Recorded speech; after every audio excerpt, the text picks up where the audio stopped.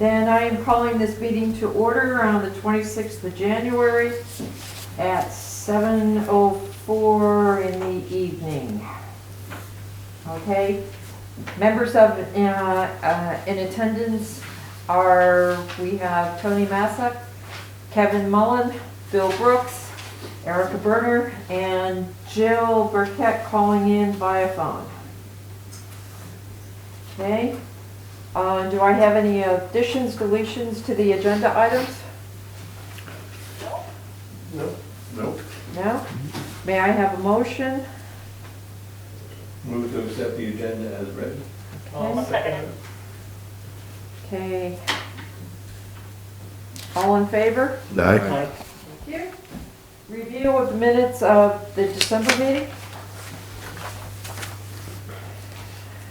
Any changes? I didn't see any. Move approval as written. Okay, Bill, I'll second it. Kevin, all in favor? Aye. Aye. Right. I sent you all a copy of the draft of the energy plan from the Energy Committee. I received no comments back from anybody. Do we want to go ahead and accept it, or do we want to table it, or is there a discussion? There was a typo, I think it was on page 13. They used the word lead, L-E-A-D, when they meant LED. But other than that, I thought it was fine. I didn't have a problem with it. They know better what they're doing. I thought it was well written. Okay, Bill? I confess I didn't get a chance to look at it. Jill? I'd like to table it. Jill would like to table it. Okay.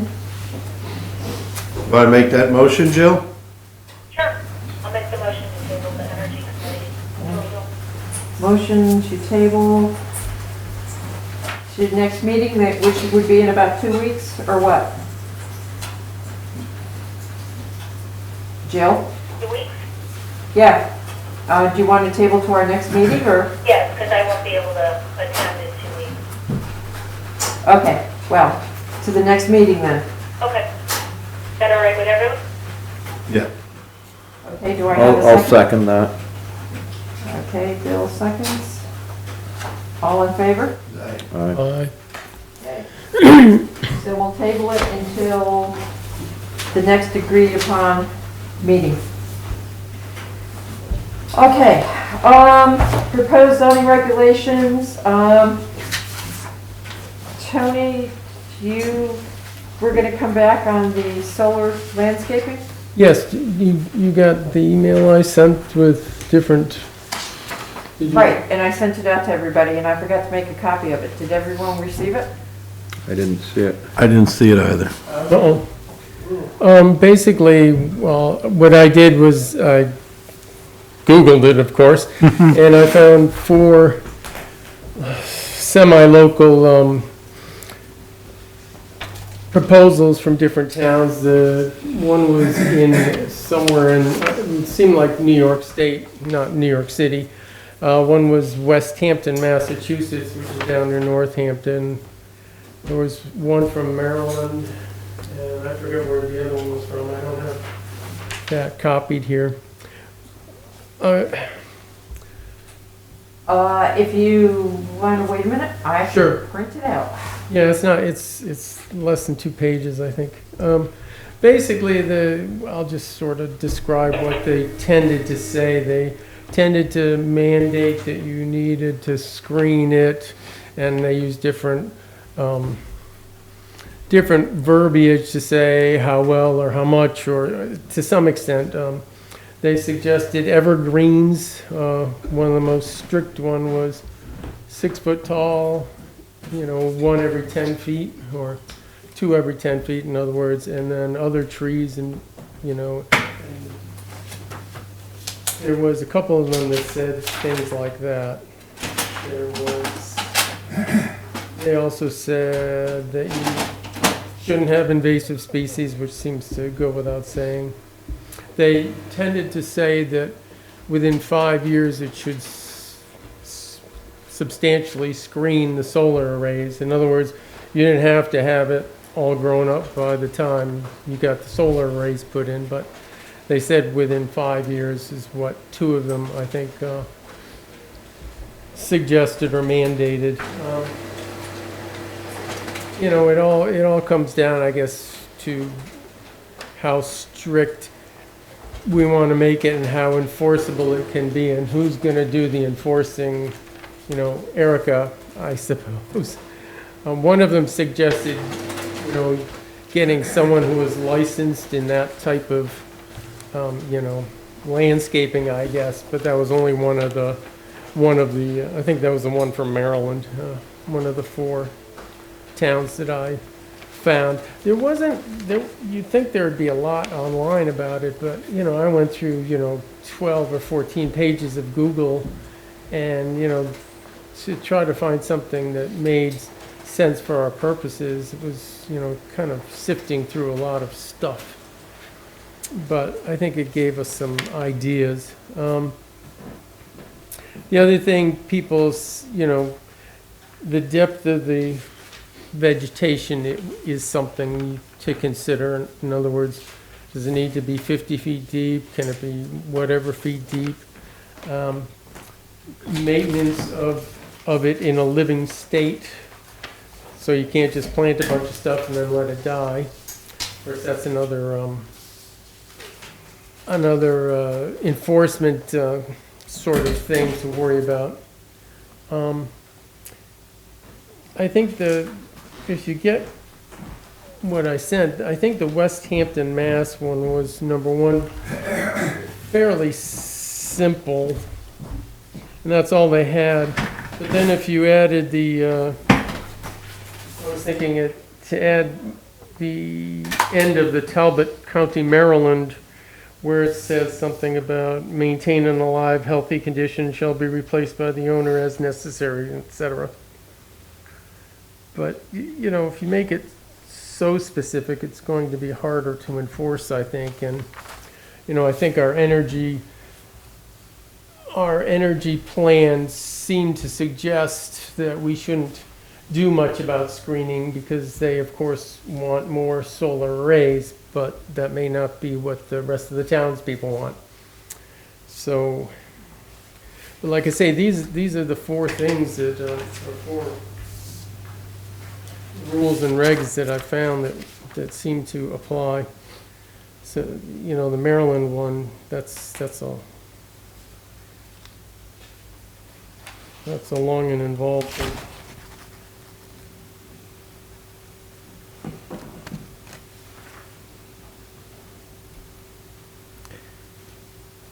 Does the state have any regulations on what is, I'm reading down here, approved for screening and landscaping for these things? No? I didn't find anything in my Google search. Not that I know of. Right now, as far as I know, the state's leaving it up to the individual towns. I don't think I'm smart enough to know which kind should be approved and which kind shouldn't. Do we have anybody with wisdom in that area? That was my profession for 45 years. Oh, good. Well, we'll accept that. The enforcement was one question I was going to have. Of course, conifers, pine trees, etc., some are more susceptible to certain kinds of insects or diseases. Yep. And what happens when you have to replace a tree which has a caliper of 6 or 8 inches, which would be the trunk width? Somebody's going to go for a lot of money to replace that same size. Well, So now you're going to have a hole in it. I don't know that we'd say someone had to put in a 20-foot tree or something like that. I mean, I would like there to be something, I would like it to be reasonable so that, you know, we have something to point to. So you just can't, you know, put up a bunch of solar panels and let everyone look at them from all directions all the time, sort of. It should also not be a single line. It should be Right. 2 lines Staggered. staggered in the appropriate distance away from each other. I mean, the other thing to consider is, can it start in the right of way, which I think would be fine, because there's lots of vegetation in the right of way. along our roads now, to try to tell someone, well, you have to start your screening out of the right of way to a certain depth when there's a perfectly good screen there already is kind of silly. I I think. mean, I know there's no control over these things, because I suffer with it every day at my house, but when they come to you, if they're going to have to come to you, you say, look, you have to buffer this somehow. Mhm. So you might have to lose half a panel to accommodate it. Yeah, I mean, there's big bucks involved in these industrial solar arrays. I think they can afford to put up some decent screening, and there is a problem with glare with these things. Right. If you're in the line of reflection off of them, that could be really annoying. I have a mirror every morning, I have a giant mirror across from me, and they built it with mill-finish aluminum, shiny aluminum. At least they could have built it with a darker finish aluminum, and that shines too. Yeah. Well, I do know there was a application in to the planning commission about putting a solar array, and I want to say Pittsford, I could be wrong, so don't hold me to that. And the neighbors complained with exactly that. This was a solar white array. It was going to go into a former field. And the neighbors said they would not be able to use that side of their house for hours in the morning with the amount of rays going in. Yeah, so, Well, there's one thing that the gentleman said that I am much in agreement, and that is staggering the tree line. It's never good to plant all in one line, and yet that's what most people are doing, and the most successful ones are staggered. And also, as you know, conifers, as they grow, they get shaded on the bottom. It's known as a temporary branch, because as they get shaded, they tend to die off. So I don't think we're all gonna be around in that time frame, but the bottom branches will be gone, so you'll be able to see right underneath. Well, they do talk about herbaceous plants interspersed or something like that. Yeah, I guess what we should try, what I would suggest is to, yes, say that you shouldn't just be one solid line, because that's gonna have gaps in it for one reason or another eventually. To try to, but to make some sort of simple but hopefully effective rule or statement about how it should be done, so that, it's not overly burdensome for the people putting it in, or the person trying to enforce the regulations.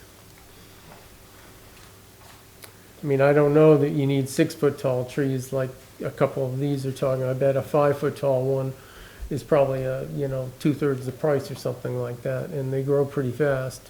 I mean, if you're gonna start with a 6-foot tree, and you're saying that's acceptable to screen it, you could put a chain link fence in, the green mesh chain link Yeah. fence, and you have slats for them too. And you got 6 feet that'll never get looked through. I do have to say though, I like the West Hampton, Massachusetts one, to be honest. Yeah, I was looking at that. I mean, it's, to me, it's pretty down to earth, and it somewhat says exactly what we're trying to say is, But I think we should also add that it should be maintained, exactly. a healthy condition. Very good, Tony. Um, I'm not sure there's such thing as dead healthy, but Well, I'll go with that. well, we do have master gardeners, and we have the gardening clubs and everything else in Vermont that I'm quite sure if we need help, we can, and we do have landscapers in town that might be able to help. So, do you want to see about maybe writing a couple of paragraphs on of this? Someone, not me. Well, I mean, Maybe taking a look at it and coming up with a proposed paragraph or two? I can do that. That would be fine. It seems like the West Hampton approach was pretty clear and minimally verbose. Right. So we could just modify that to you know, to work here. Yeah, I would just change that last line to say, planning of the vegetative screening shall be completed within 6 months of the completion of the array. And then also add that top line on the next page, Yeah. maintained in a live condition. For the duration. Yeah, for the duration. Hey, Jill, do you have any suggestions? No, I am concerned about the type of trees, but I was like, someone's done some good investigation, so. There are some dense shrubs I mean, that it's are some out there trees that are not too. good. Acceptable. This application, you know, like white pine, they grow so quick, and next thing you know, it's really not screening anything. Where a blue spruce would do a better job, so. Rhododendrons are nice if they grow there. Yeah, azaleas are great too, but they just don't grow in this area well. So, Yeah. Okay, so Tony, you'll bring back a draft at the next Sure. meeting? I'll do something like that. The other things, you know, with solar arrays, and maybe this isn't on our bailiwick, somewhere in the reading, they were talking about, you know, disposing or dismantling the array if and when that becomes necessary. I think one town or something had, you know, had them add money into an escrow account, you know, as time went on. I don't know if we want to get into that, but it's something to think about. Well, I'm not sure that that's not the Energy Committee's bailiwick. But where this has worked, there has been escrow to take it down. We all know and accept that they have a shelf life. The problem is gonna be where all that toxic stuff goes after it's disassembled 25 years from now. It's gonna be interesting. Well, maybe they just replace the panels, but they still have to do something about with the old ones. The frames would probably be hopefully serviceable again. We can take a look at that, or do you want to send an inquiry back to the Energy Committee, I or, think the Energy Committee. I believe it's really where they need to shine on this one. okay?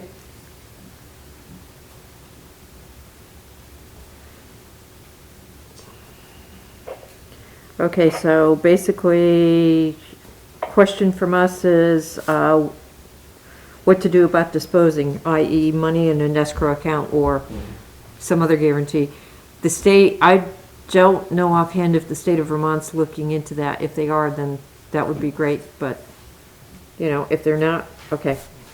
Right? Yep. I don't know how much I could say or not say, but how could you go on somebody's property, even though they give you money to assemble something? You'd have your hands full in court to be able to get permission to go there and take something down. But listers can go on your property, or they can just make assumptions, I guess. And there are drones these days. And the owner would say it's viable, it's working, and then you have to get somebody to say it's not working, or. Well, it's only replaced really when its efficiency has declined so far that it's not viable anymore. Yeah, so, you know, we all know that everyone will be a little bit different, but there will be a day. And I don't know that that's anything we need to specify in the plan or even in the zoning regs, because that's more under the auspice of the DRB when they're having a hearing about a new solar array going in, if one needs to happen. I mean, that's when you'd specify the screening, and that's when you'd specify at the end of its useful life, it will be disassembled and disposed of. You know, and put stipulations in that regard. Yeah. Yeah, you don't want. But that's really, that's Energy Committee stuff. Right.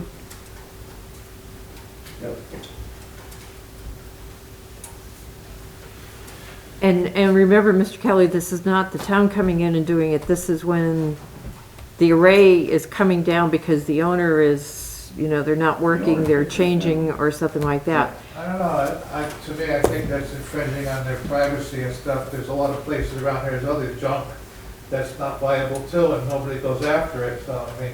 I know, but this is, say, for example, if I'm reading the committee right, this is, say I'm XYZ company, and I'm I'm gonna put in a solar farm, and I put it in, and by the way, I sell it 5 years from now, 5 years later, somebody else sells it, 10 years after that, somebody else sells it, 15 years after that, somebody else owns it. So now you've got like 4 or 5 different owners, and the last one says, hey, these aren't working anymore, and walks away.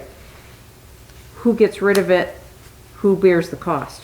That's, I think, what the committee here is trying to address, because that seems to be one of the things that's happening in other areas. Yeah, but it's no different than when there's a tax lien on a property and it sells to somebody. It's their responsibility to take care of it. Yeah, but unfortunately, in this particular case, the towns may end up, and it's only a may, end up trying to dispose it. And, you know, do you want to have to pay for something like that? Because these overseas companies, some of them are literally overseas, and they could care less. So, Shouldn't it be written in the contract? should be, but it isn't all the time. And That's like, I brought this up like 5 years ago, who's cleaning it up, and people are like, oh, it's not a big deal. Well, yes, it is a huge deal. That's why I like solar panels on a pedestal. Easy to get rid of. Once buried in the ground, nightmare. Yeah. Huge cost. And these farmers that set up, you know, got these great contracts for their fields, you know, in 20 years, it's going to be a huge expense for them to clean it up. It'll probably just be an eyesore because they can't afford it, you know, because they didn't know what they were getting into. Yeah. It's a great question, and I think it needs to be really looked at. so, do you want to send this back to the Energy Committee with that, or? I think so. Okay, Your okay, thoughts? all right. Okay. Anything else? Thank you, Tony. I know, I'll get something together and get it out probably by the end of the week. Okay. It'll be Okay. Simple. I'm going to have to ask the, to table the Airbnb regulations in Vermont. I did do some research on it, not as much as I had hoped to, but it's a little convoluted, and I'm trying to figure it out myself before I address it to the committee. Suffice to say that what I've been able to see so far is, and I'll have it in print, is that Airbnbs have to have a license to operate within the community, just like any other home occupation business or any other business. In this particular case, depending on where they want to go, it would probably have to go before the DRB. But, and they are supposed to operate much like a hotel in that they are supposed to have certain health and welfare inspections and things like this. So, but you have to go to 5, 6, 7 different spots on the statutes to try to pull the whole thing together. And I apologize, but I just did not have the time. So I will do that. I don't want to step on your thing. You here, can but do that. I don't know if you have this or not, but there's a lot of rules and licenses they have to have Correct. now. Yep. And that's basically why I came here. If I could bug you for a minute, and I'm going to leave you alone. All right. Sure. I'm glad you're here. Actually, this is part of what I was looking at, so thank you. But they're supposed to have a state inspection, not only for the fire, but they're supposed to have a state inspection, a state permit to do, if you're gonna make it into a thing, you have to have an inspection, and you have to have licensed people come in. Your furnace is supposed, your chimney's supposed to be clean. It's all for public safety. Your railings have to have proper spacing, and it goes on and on about protecting the people. So my whole thing is that, a while back, one of my neighbors operated an Airbnb without a permit for 5 months. And I happened to find out about it, so I went to Jeff Susie when he was here, and he notified her she was in violation to stop. Well, she kept going, she never stopped. She applied for a permit, he never fined her, he gave her the permit. And I challenged it through the, Erica knows and Bill knows, I challenged it through the ZBA. The people came here and gave fraudulent information as far as who was in the association, because we have a subdivision. And I don't know why nobody checked the information, but it was never checked evidently. And we had nothing but trouble with this Airbnb thing. I came home one night at 8 o'clock, it was 12 degrees. I couldn't get in the driveway because one of their renters was stuck. I had to sit in a car an hour and a half at 12-degree weather, waiting for a tow truck to come and get her renter out. Another time, it was 10 after 9 at night. All of a sudden, there was banging on my door in my house. It scared the living daylights out of me. I almost went blind, it scared me so bad. There was 3 drunk people on there looking for the Airbnb. And we had so much trouble in our little haven up there. And it was just crazy. And it did ruin my enjoyment of living up there. And that's not what it's supposed to do. The other thing is that you're all here working on zoning and trying to make things proper and good for the citizens. So somebody comes in here and applies for Airbnb. Well, basically it gets rubber stamped and it gets allowed. That's stepping on the existing zoning. Why would you be here to make the zoning safe for people and correct, and then the Airbnb gets just shoved right up somebody's can? I mean, there was one just put in over here next door evidently recently, and I know if I go over there with those requirements, it's not going to pass. So I don't know if you have any questions, but basically that's why I came down tonight, was to see if you're going to put something in there to make the people follow what the state wants. Because if you give them a permit, God forbid somebody gets hurt or worse, their lawyer's going to come back to here. They ain't going to go back to the state because the state never issued the final permit.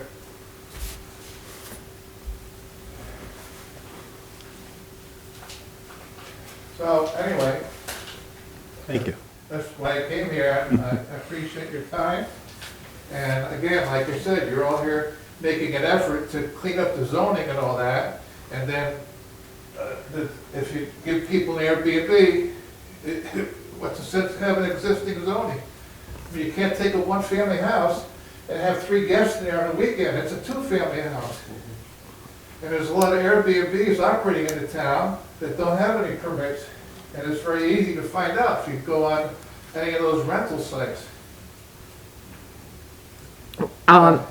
Speaking strictly in defense of the town, though, unfortunately, or fortunately, one of the things that, when they do get a permit to rent, for example, the one next door, one of the things that's stated in the approval of the permit is that they must secure any and all state necessary permits.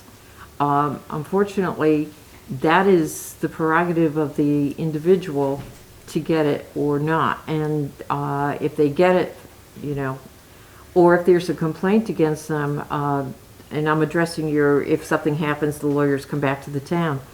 The town can issue a permit based on the regulations if it's in the correct district. But if something happens, unfortunately, to someone and they go, well, it wasn't licensed, it was permitted in the town, they did not get the necessary permits, which they were told to do, it states right on the permit that you still have to get the necessary. So just because the town issues a permit that says you can operate this, if you are required by the state to have, and you're right, a marshal inspection and everything, and you don't get it, and the place burns down, that is on the owner, not on the town. Right. Also, if they don't tell their insurance company what's happening, Correct. and if there's a fire, they lose out too. Correct. But that's their problem. Right. But if you read on all those things and stuff, if those people advertise online, they have to, Yes. even if they go to the Hannaford and put something on the bulletin board, You're they're supposed to have everything put their here. permit, the Yes. state permit on it. Right. And you know, it just, there's no way to enforce all that, unfortunately, but, yeah, no. It was, what happened to me was like absolutely terrible, and I don't know how it was verified that it wouldn't disturb our neighborhood, because it did nothing but disturb the residents all around us. Okay. Thank you. All right. Thank you. Thank you very much. Thank you. Drive carefully going back up. I will. Colder on the hill than it is down here. Oh, yeah. It's different usually. You're in the tropics here. Thank you. Okay, and that, what he said is absolutely right, and, everybody is supposed to have all of this. But is there a way to make them get it before they come to the town for a permit? Or, I mean, Unfortunately, it's one of these things that, you have to have the town permit before you can apply for the license. it's chicken and egg. It's a chicken and egg thing, and quite frankly, I think it should be the other way around. I can tell you, for example, with, the bakery and a few of the others, they, at least with the companies, the small businesses coming into town like that, they are doing it. They are getting the fire marshal in, they're getting the health inspector in. And so everything is, when they applied, say for example, like the bakery, before the bakery opened, they had everything in line. And when the health inspector came, the last health inspector came, they already had the town permit, because that was a question he asked. I was there. And he asked, did they have a permit? And I was able to say yes. So, it's a chicken and egg. Is there a way to know, is there a process to notify the state that someone has received a permit and no way to close that loop? Okay. No. It would, truthfully speaking, it would help if the state on their application would have something like, have you received a permit from the town? If so, please, you know, Yep, okay. but they don't. All right. On the same token, when we're issuing a permit, we could request that, before they open. Yeah, To give us copies of those state, permits that We they've could. obtained. but, That's and I have no problem doing that, but then how do we enforce it if they choose not to do that? That's the thing. Yeah, The enforcement, there's nothing in our regs that give us any way to do an enforcement on that. right. But we can ask to see them, Sure. have them on file. Well, and aren't they supposed to be hung up on the wall so people can see it Yep. when they walk in? So, that is one thing that I can do. Has anyone gone on Airbnb site and looked up, this kind of available? information? I believe that the town clerk has done that on occasion, gone on to the Airbnb website and looked up, all the rentals in town. Well, not that, but what, like either contacting Airbnb and saying, what are you requiring? Like, are you requiring, What are the requirements to, list with them? yeah, exactly. No, I would think there would no. be a standard that they would hold. That's a very good question. I think that would just be a matter of going on and finding out. It's a good place to start, Okay. I do know that Airbnb now is paying the sales tax, not just here in the state, but in other places, because people haven't been paying sales tax. So I'm sure there's some kind of a situation. But let me put this down. Okay. All right. I will go on the website and see what it takes. And see if they enforce it. I would just cynically think that they probably don't go to great lengths, since it would hit their pocketbook if they did. But We can find out. So, okay. Kevin? Yeah, well, I looked at length at farm animals in towns, and our distinguished chair sent out a bunch of the same information I had. I didn't notice if, had you sent out the article, The Illegal Fowl, the Survey of Municipal Laws Relating to Backyard Poultry and a Model Ordinance for Regulating City Chickens? No? Yeah. Well, this guy did all our work. Oh, good. He really did. Right down to exceptions, and, I've always said right up front, I don't have a dog in the fights. I don't keep chickens. I don't care. I'm not in the village proper, but some of the lines in here are worth noting. The one that I found interesting was he goes, "Our survey reveals that chickens are perhaps surprisingly legal in the vast majority of large cities." Okay?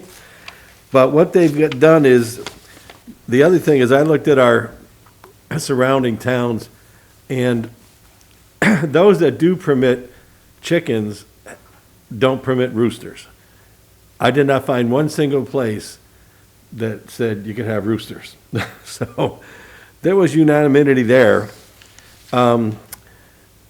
What the gentleman has proposed is a model ordinance, which I found very workable. And also, the issuing of permits for people who are going to exceed the recommended numbers. Part of the thing that you had gotten hold of, that I also had, was some concern about number of animals per square feet. And boy, did I think that was a good idea. Because, if you go ahead and say that somebody can have 200 chickens, and they've got the property to support it, and then some other guy comes along and says, well, she's got 200 chickens, all I want is 50.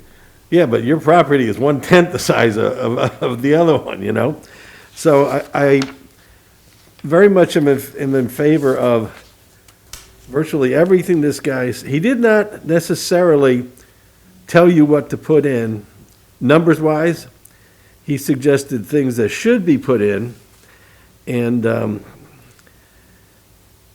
I'll give you an example. It says setbacks. Coops or cages housing chickens shall be kept at least 25 feet from the door or window of any dwelling or occupied structure other than the owner's dwelling. Coops and cages shall not be located within 5 feet of sidelines, not within 18 inches of a rear lot line. Coops and cages shall not be located in the front yard. I like the front yard idea. Yeah, everything that this guy, he went out and did our work. That's all I can tell you. Pardon me? Pretty much common sense. Oh, yeah, and like for permits, he said a permit should not be required if the above regulations are followed. If a person wishes to keep more than the maximum allowed number of hens within the setback required, wishes to keep hens in a multifamily dwelling, blah, blah, blah, blah, blah. It says a permit will be required. An application for the permit must contain the following items. So he's even telling us what to put in for the permit. I mean, this was a, this is a wonderful thing. But what's the number that he gives? Does he give a number? He has a number for most of the time, and the interesting thing is either 6 or 12, depending. 6 or 12 And what hens per, yard, okay, Per- per normal yard. oh, Now, over in his list of,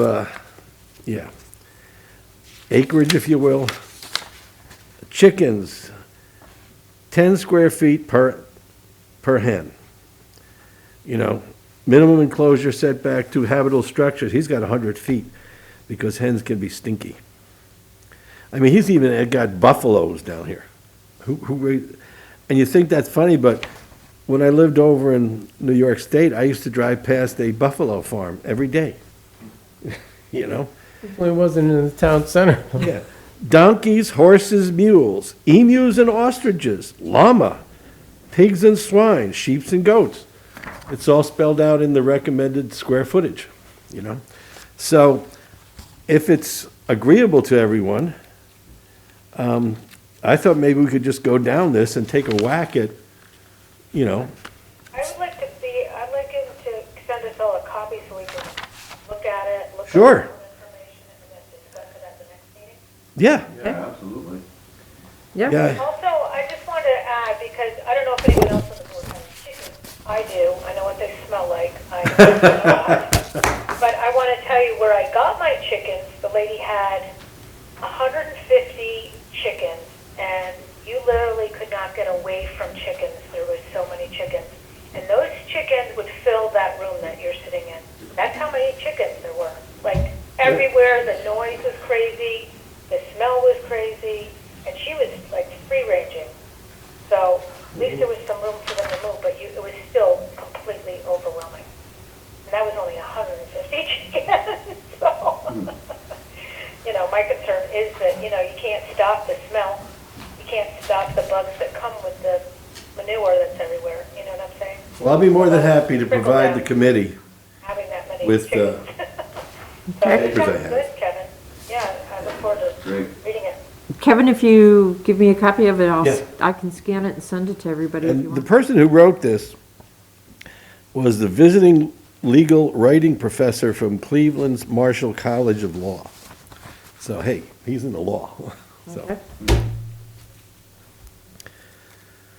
so Jill, everybody will have one for the next meeting. Thank you, that's great. Appreciate it. Okay. I just, I think this is great. I think this may solve something of the perceived problem. I mean, with 200 chickens or something that at any one time, or 1,000 in a year, which we heard quoted, you know, that to me smacks of a commercial operation, not, you know, family egg and chicken soup. type Right, of- but it could also qualify as a home occupation. And, Yes. and we have to be careful about restricting that. If people A are, priori, yes, okay. if people are willing to comply with what we say, then, and make a home occupation out of it, then, okay. But it would not be because a home occupation is a business? Yes, And it's not a business. no, because it is a business. But she said it was not a business. Yeah, except I also know that she sells the poultry after she slaughters it, so, That was my point. yeah. So I have that on good authority. But I did invest a lot of time looking around. One of the things I found interesting about Brandon was anything that qualifies as an agricultural animal, totally not permitted in the village, period. You can't even have like a pet cow. Right? So, I know. People move to the village for certain reasons. Yes, they do. You know, out to the forest for certain reasons. People move into agricultural district for a certain reason, you know? Well, this does lead me to, tonight, very briefly, and it's in my notes.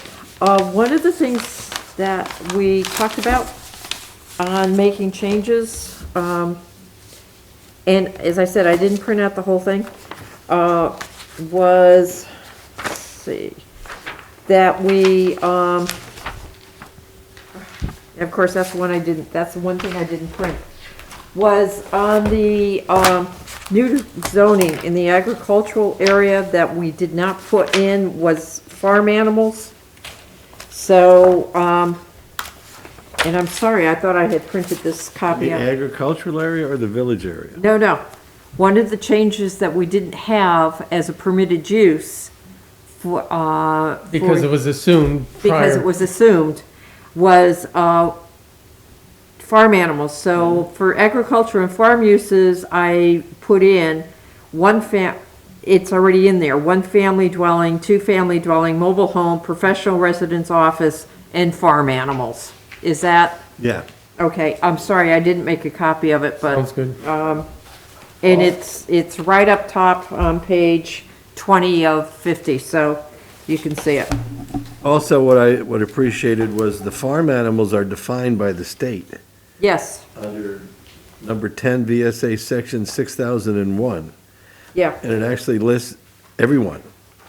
And these are farm animals. And so if somebody says, it's not a farm animal, it's not our fight. Is it on this list? It is. I mean, I think before long, we are going to get questioned on that. Oh, yeah.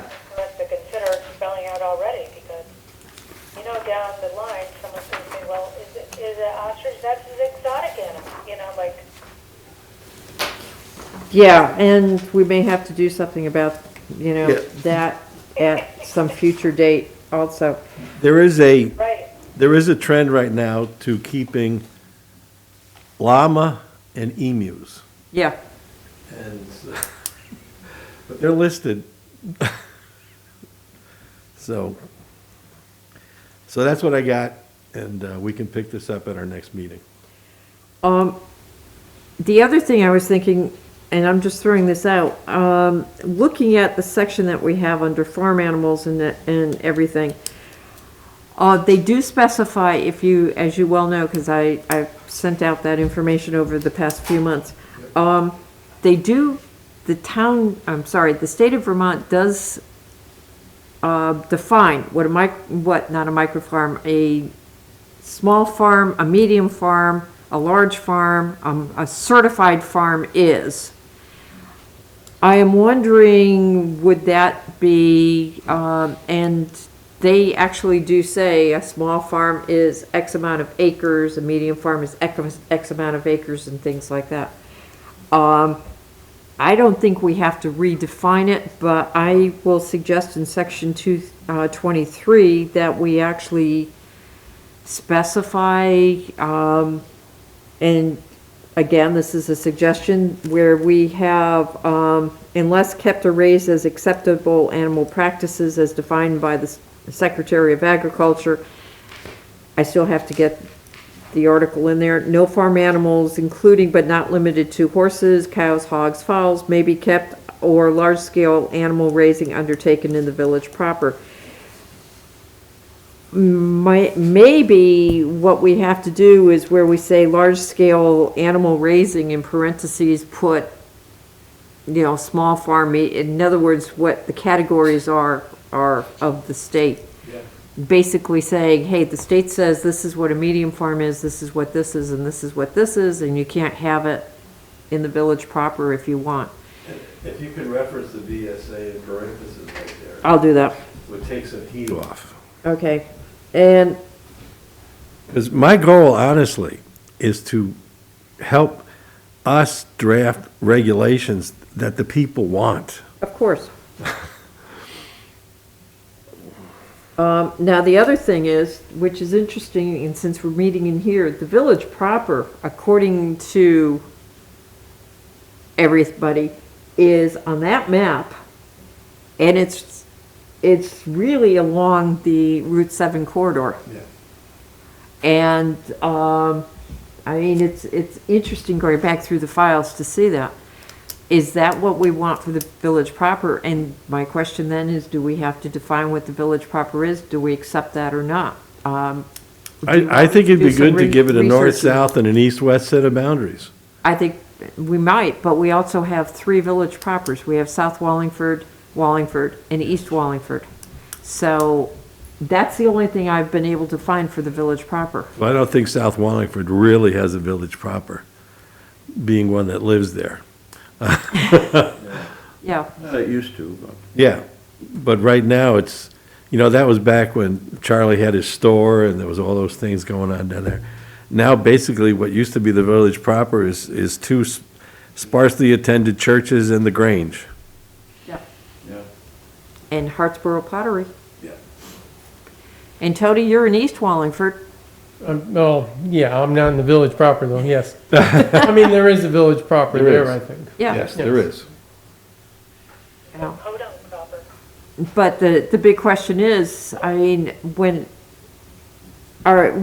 we talking about all 3 village propers, or 2, or 1, or whatever? Because, You would have to apply to all of them. yeah, Yeah. so we would more or less have to possibly, I'll see if there's something in the research, but when people say the village proper, that's really, they're meaning Talking the, about. Yeah. yeah, Yeah, let's do that. Okay, so, all right, I'll see what I can do. All righty. Reference village proper for East Wallingford. Why can't we just go with the zoning map as it is? Is it, No, I'm fine with that, if it has those boundaries. It doesn't have those boundaries, that's the problem. It's got the districts, but it doesn't say this constitutes the village but proper. doesn't it appear on the map as such? It No. appears on the, future land use map. That one. If you want to take a look, and it even says, future land use village area. So again, And that's for all three village propers. nope, that's just for the I-7 corridor. So the center of East Wallingford, what is that zone? I'll have, the center of East Wallingford is, Why don't we- it's kind of over there, but it's multiple resident right now, plus, no, I'm sorry, it's not neighborhood residential, it's, I'm looking. Residential and multiple Can't see that residents. far away, is it? Yeah, my glasses are fogging up over there. But those only apply to the, what we're, Just multiple res and a little bit of industrial Yeah, for the So- creamery line. so why don't, and is that the same for all the village propers? South Wallingford does not have any kind of multi-res No. designation. So, It's got industrial on both sides of it, and it's like in between the Oh. industrial areas, that is. I was just hoping that the zoning districts would No, help us out here instead of actually getting it surveyed, you know? see, I and mean, it's, medium growth potential, no, it's village is what it's designated on this future land use. yeah, It's designated village, and that would encompass, I'd say, everything that we're basically, concerned with. yeah, basically Route 7. Well, so you could refer to that map as being the village proper down here and maybe the zoning districts in East Wallingford. Otherwise, I mean, how are you going to measure it? I mean, you're really talking hiring a surveyor at that point. Because if someone's sort of on the border of something, Well, you see, that's why I brought it up. yeah, well, I can see that, but I think that if you can reference that future Land use map. land use map for that, and if that's already been, designated well enough, and the East Wallingford Center Village can be designated by the zoning districts that make it up, I mean, I think that'd be the way to go, but I'm the newbie in town. No, I am. You are? Oh, okay.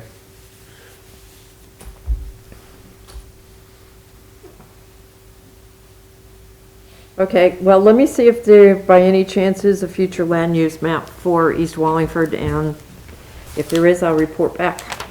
Well, but if not, I think you just If use not, we those zones. Well, or we could define it by the streets, yeah, by street designations. Yeah. They bordered on the north by this or that, and, It's Route 7, it's the yeah. river on one East side. Wallingford, it would be the property along North Village Road and 140 from 103 to the railroad tracks. Yeah, okay. okay. So I just thought I would bring that up.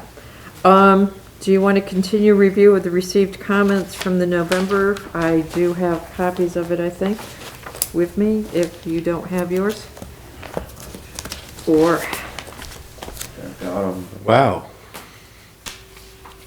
oh, no, Not all that. yeah. no, it's not all that. This is my copy. Please, Kevin.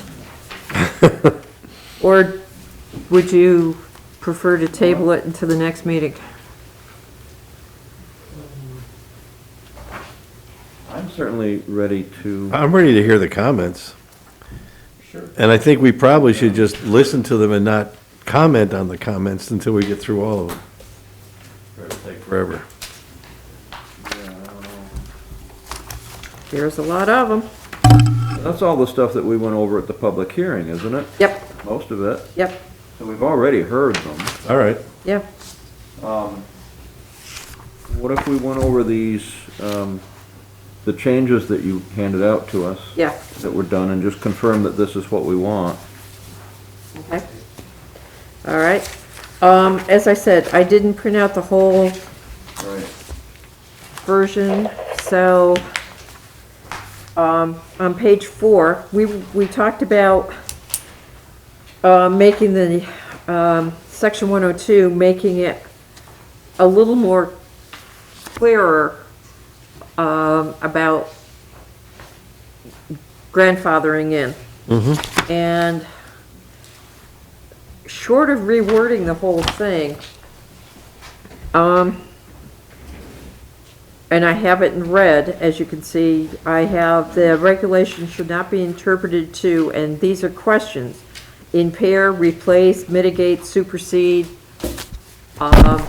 something, any regulations or permits previously, and again in red, adopted or issued, and the whole idea being that if you're already doing it and the new reg says you can't, well, as long as you're, in other words, grandfathering in. I don't have to explain it to you all. No. So, I don't know if, What line is that? oh, I'm sorry, page 4. It would be line 112. It's in red. All right, I got you.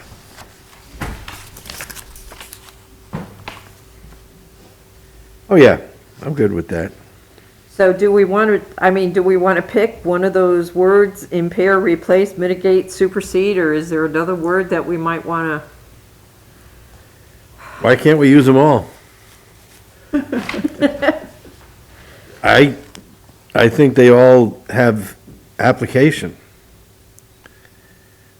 And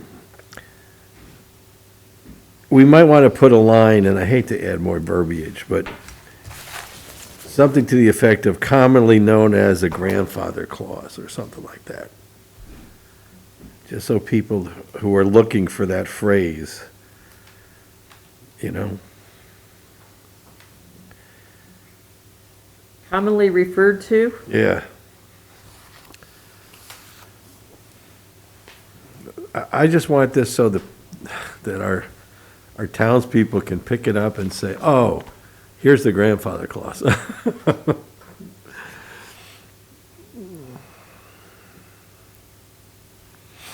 Comments? Jill? We need regulations, because that sounds, I would say, any regulations are,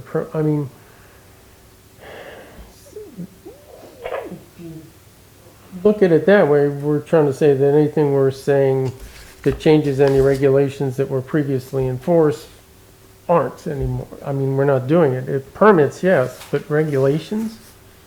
Is that what we want to say? Yeah, I think you have to. But, But what it's really saying is if you're already doing it, you can keep doing right, it. but it doesn't, or regulations or permits, any previously adopted, no, that doesn't work. Yeah.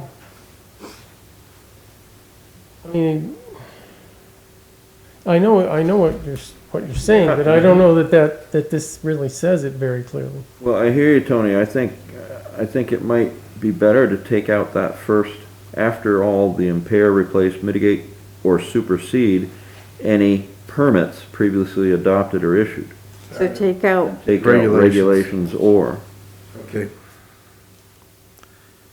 Because we are superseding the regulations. Right, and we have to somehow qualify it as for activities currently in use or whatever. Otherwise, people. Ongoing? Yeah, there you go, currently ongoing. So, otherwise, people will just take it as a carte blanche to say, hey, I can do whatever I want. well, so how would you suggest wording it? That's a good question. I think we should call this Jamie Bouvier guy and ask him how he would put it.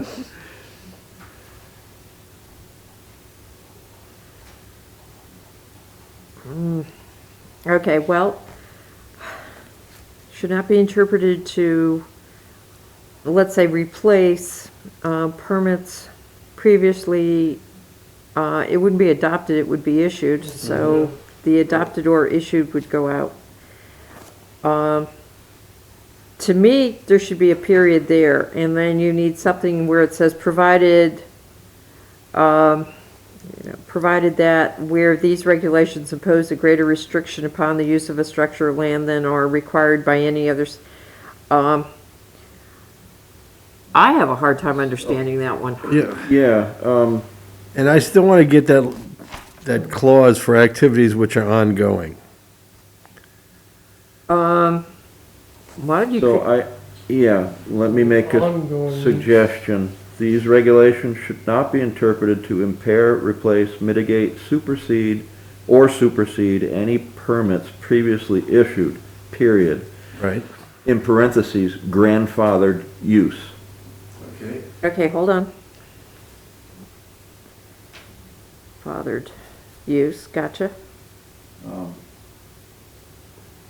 There you go. And then we gotta figure out this last bit here.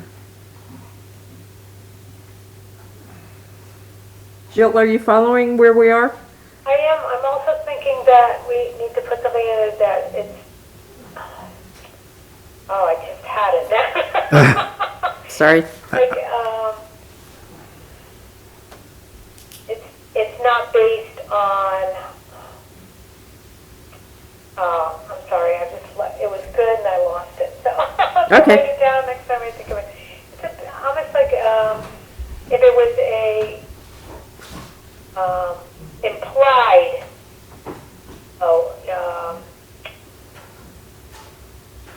It's implied. It has to be a signed permit. You know what I'm saying? Right. Signed permit. It can't be implied that, oh, well, I was talking to the zone administrator and they said it was okay. There's no ground holding power with that. Oh, okay, so these regulations should not be interpreted to, let's mitigate, supersede, any legally signed or any signed permit or any valid permit? Yeah, By zoning administrator or something like that. the other thing I was going to suggest is since we put the period after issued, we can get rid of the that after provided. I think we can get rid of provided too. Yeah, Yeah, you're How right. many people can come back to us 10 years later and say, or 20 years later and say, well, the zoning administrator said it was okay, and that's what I've been doing. Well, anybody can say that. All right, let's get rid of provided and that. Yep. It's, okay, so then the next sentence, Jill, would be, where these regulations impose a greater restriction upon the use of a structure or land than are required by any other statute, ordinance, rule, regulation, permit, easement, or agreement, the provisions of these regulations shall control. Makes more sense now. Yep. Yeah, shall control. Or shall control or be enforced or, Shall control works, okay, I think. I that's do. fine. Okay. that's going to confuse people. No, Okay. All right, let's keep going. It's good. okay. Then further down, line 125, effective date. This was wording that was suggested to take out because we referred to the legislative body and we are now having to be approved by the registered. So it now says upon the date of their approval by the registered voters of the town of Wallingford. I'm good with that. I think, Bill, you're the one that suggested that. Yeah, that works. Yep. Then on page 37, line 196, we added, where before it just said studio, because we took out artisan, and I, as directed, put back artisan / craft studio. it also keeps it sort of within the alphabetical order, but not really. I'll have to re-alphabetize these eventually. So, that's the change on that, and then, On that one, Eric, on 197, the first word should be artisan again, not artesian. oh, geez, Oh. yes, thank you. I think artisans do well. Kevin, Ooh, it's too there's- late. There's a good one. There's a It's good too one. late for that, Kevin. Okay, and then on page 43, we defined what legislative body was, the select board of the town of Wallingford, and licensing authority, which is the town of Wallingford. Great. Works for me, simple and straightforward. Okay, so that's it. We already had our comments from the public, so schedule our next meeting. Jill? We include the prudential committee in there, or no, for legislative body? No, we don't, Not, No. no, not for this document. no.